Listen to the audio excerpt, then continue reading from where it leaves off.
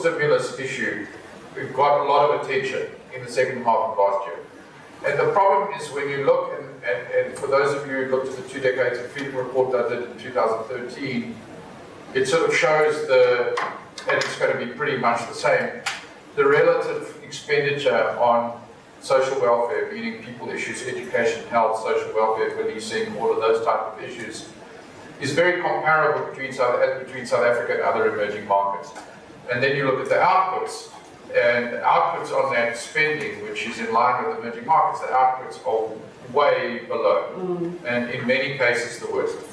So education and health, when you disaggregate what it's being spent on, the majority of the expenditure is on people. So it's on civil servants, teachers, principals, administrators, nurses, and so on and so forth, and obviously on police.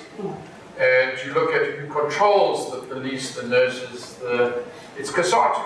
COSATU is the public sector union that controls them, by the way, also is the SASPU union, the banking union that's called the strike.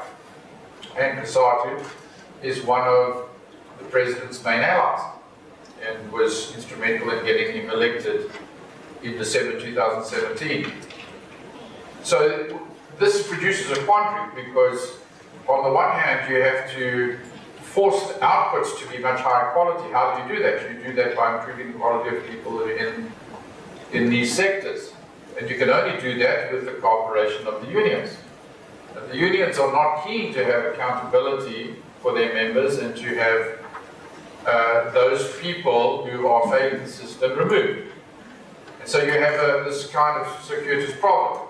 So it then comes down to, the question of, well, how do you create the fiscal space? You can't just keep spending. Our debt to GDP, including for state-owned enterprises, and ESCOM is the elephant in the room, is more like 70% debt to GDP.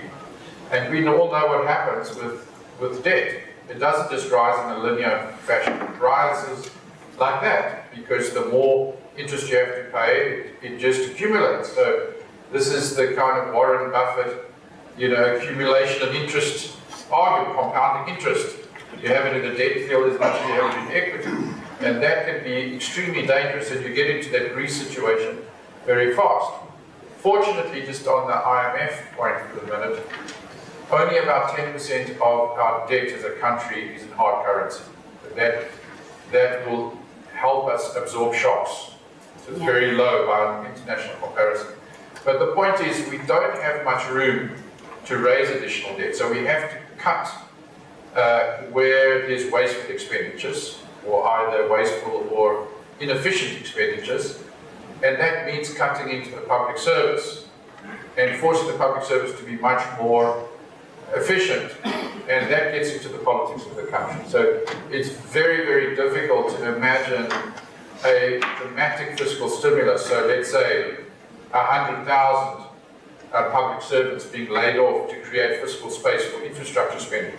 But theoretically, as an economist, you'd say, that kind of investment expenditure is much better than consumptive expenditure.